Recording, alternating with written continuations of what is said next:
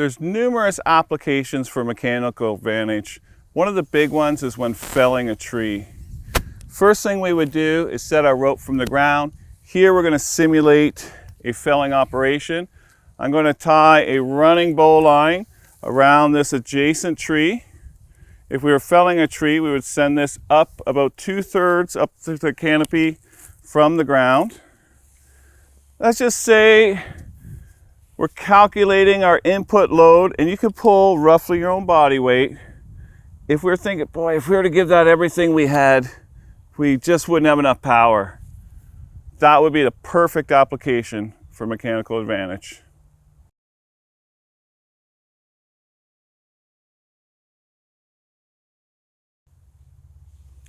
A simple way to set up a low gear 3-to-1 is by taking a wrap around the tree as an anchor, and then to set up a midline knot such as an alpine butterfly or a 3-ring bowline. I personally would never pass the rope through the rope. That would create a lot of friction, again, which produces heat. As a minimum, I would add a steel beaner to the system. Now here we have 3 lines, 1, 2, 3, acting on our line going to the tree that we're pulling over. Now we're losing a huge amount to friction here. Running it through the beaner, we're losing about 50% friction. Around the tree, we're even losing more. So we can make this system more efficient by adding a few pieces of gear. First off, let's get rid of this wrap around the tree because that's where we're getting the most loss in value. Take that rope back around and place it in front of us. Here, we're going to add a pulley to this part. I like to keep my ropes running through the same portion of the pulley. So here I'm going through the bottom. If I attach another pulley, I'm also going to go through the bottom.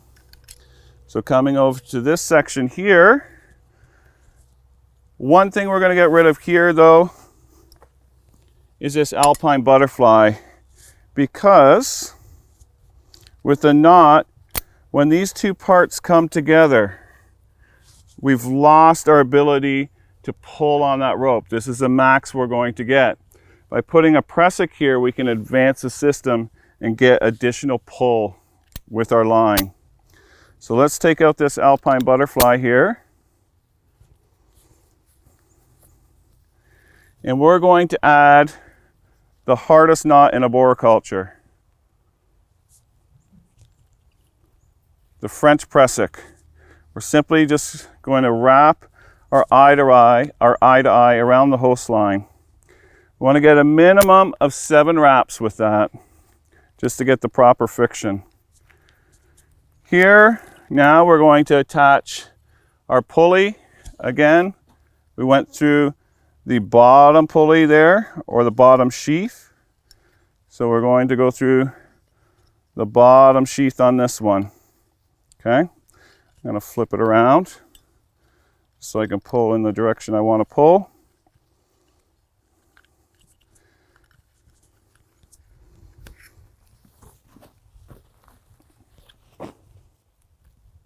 And let's attach this pulley to this beaner. Here now we have 3 legs acting on the one rope going to the tree that we're felling. Now, if we needed to advance this, or if I tripped, fall, sneeze, anything, I'm going to lose my progress. What we can add into this system is an English pressic. Ideally, you'd want a 3-wrap, 6-coil pressic. This eye to eye is 31 inches. Ideally, you'd want a 32-inch eye to eye here. So what we did as a modification is we did 3 wraps on the upper portion, 2 on the lower. We bring that back to the spinner on the same side or the same section as the sheath we're going through. Now when we pull these together, at the beginning we get a little bit of friction there. It'll engage, but that will capture our progress. Now we can advance our system a little bit more, and then we can continue our pull. So as we pull, the pressic engages, and we have 1, 2, 3 lines running through very high efficiency pulleys. These pulleys are both 97% efficiency. Here now we have more of a true 3-to-1.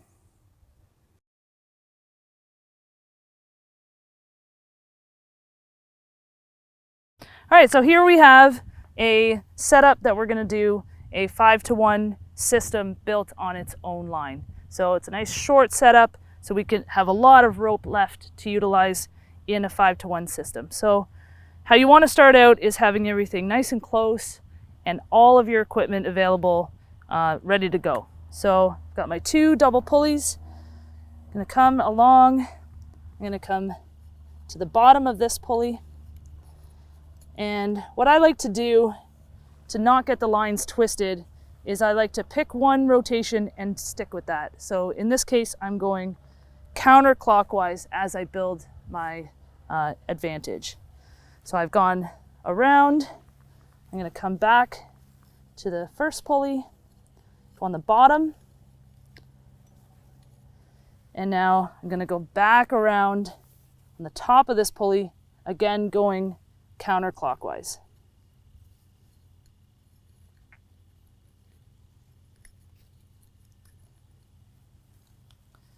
So it's nice to do it nice and short because it's a lot more manageable, especially with one person.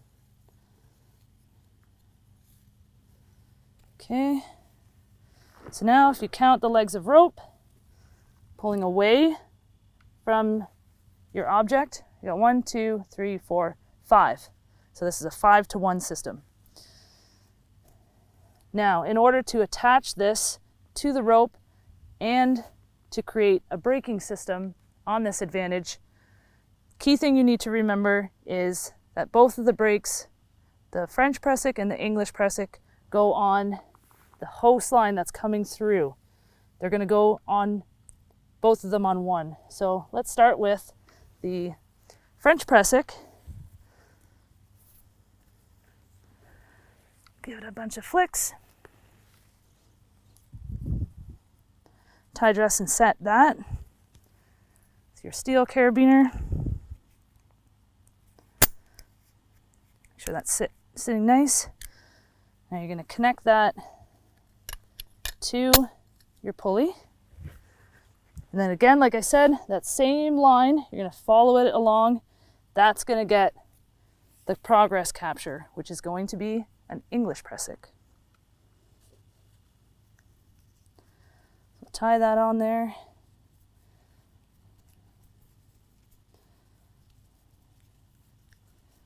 We'll tie dress and set that.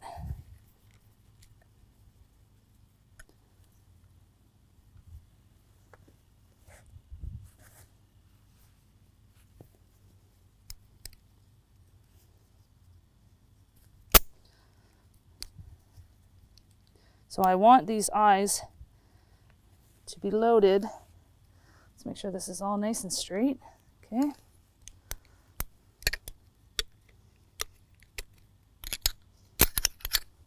So that's how I'm going to want it to sit. So I'm going to put it on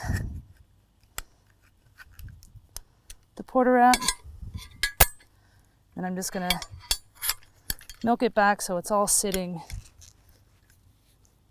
in the base of the carabiner, and the brake is loaded on the spine. So, making sure nothing's twisted. See if I could break that brake. There we go. Yeah, so everything's working great. So now let's spread it out and see how this works on its own. So I'm going to take some of this distance out of here.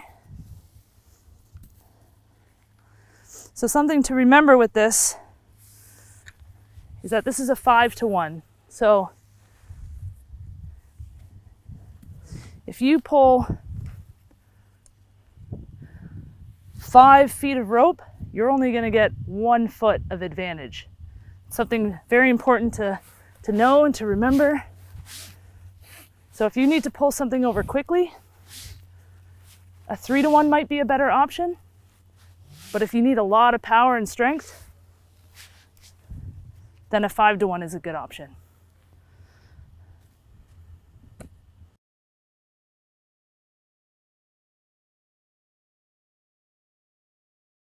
All right, so now we're going to build a 5-to-1 system on its own line and add it to a host line.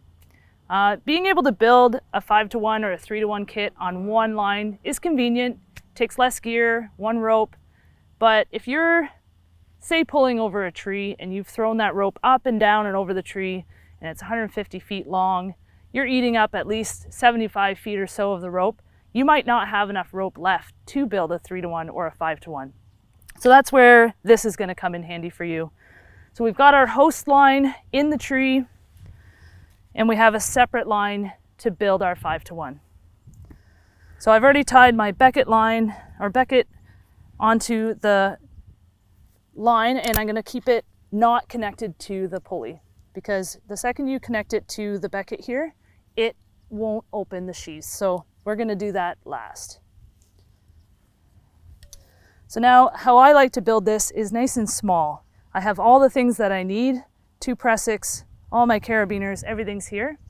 And if it's small, I can keep it all organized and manageable. So I'm going to start with the bottom portion in the bottom pulley, come back around, go into the bottom pulley again, come back around again. So now it's a 3-to-1, but I'm going to make it a 5-to-1. So back through the top pulley, coming back, top pulley,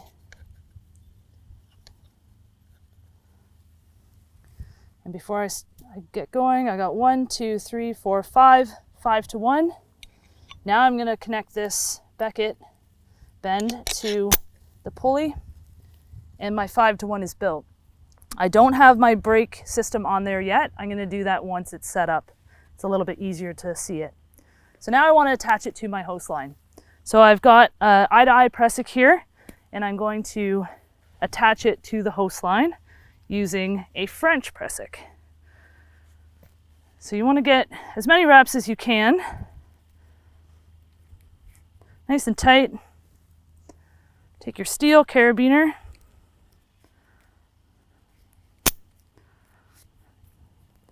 and connect that to the pressic.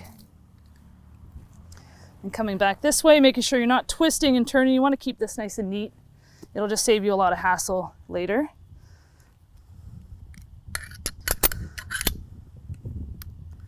Connect the other end to a porter wrap that you've already installed. Now all that's left to do is put the brake on. Where's my other? Oh, this goes on there. So the way that I find that is you look for the fastest rope when you go to pull it. The fastest rope moving into the pulley is the one that gets the brake. So I'm going to pull it. This is the fastest one. So keep an eye on that one, and that's the one that gets the English pressic. So I'll tie that on there. Tie, dress, and set it.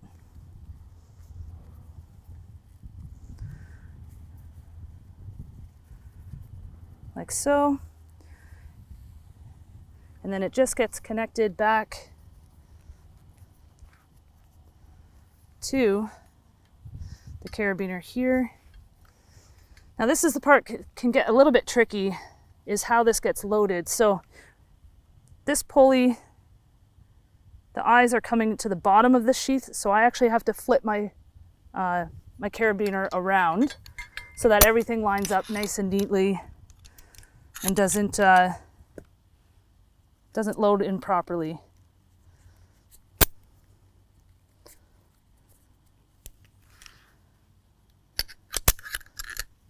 Okay. Connected, so it's all nice and in line. Now check to make sure it works. Break it. All right. Anyone see a problem here? I'm already too short, so I need to move this up along my host line. Pretty nice that these are different color ropes. It's easy to keep track of which is which. But in order for me to move and advance this system further, I need to release the brake and pull that 5-to-1 all the way up. So pretty handy having my assistant Ken here to maybe break this pressic here for me. But before I do that, this is just me tying it. I just tied this. But if I had already pulled some of the weight and I've pulled and got some of my mechanical advantage, I don't want to lose that. So the host line needs to be installed into the porter wrap as tight as you have it here. Make sure that these don't cross. Because if I release this without putting this host line in the porter wrap, I'll lose progress. And that load will go back to where it was. And that's kind of the exact opposite of what we're trying to do here. So you're going to load the barrel. You're going to lock it off.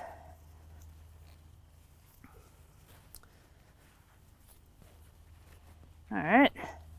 And then Ken, now, if you'd like to help me, everything's locked off, loaded, ready to go. And we're going to advance this so that we have more ability to pull over another 10, 15 feet. If we have to do it again, we'll do this whole system again, relocking off the host line, whatever slack we occurred. All right, thanks Ken. So nice and easy. Yeah, that's about good. Make sure that French pressic holds. And we're ready to gain some more ground here. So as I pull, the host line goes slack again. So again, once this comes all the way back, we're going to take this off and re-anchor it before we move it again.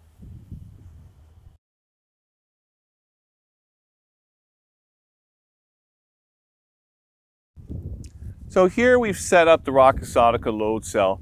We're not going to overload this system. This load cell is meant for very low loads. We're not using a dynamometer or anything major like that. But what we have here is we have our host line and we have the French pressic attached to it. Then linked to that, we have the load cell to another line that I'm going to pull so that we can register the type of pull that I'm going to get on my own. So first I'll recalibrate this to 0. Then I'm going to pull it with everything I've got. I'm going to put everything I have into that so I can see my max load, and I'm around 70 kilograms. Now what we're going to put into this is our 3-to-1. And what we should see is that our output should be 3 times what our input load is. So now we have our 3-to-1 set up. Again, these pulleys are 97% efficient, so we're going to lose a little bit on friction, but not much. We'll recalibrate this to 0. And then again, I'll pull it with everything I have, and we're getting just a hair over 200 kilograms. So we know now, based on the load cell and based on the theoretical aspect of this, that we do have a true 3-to-1.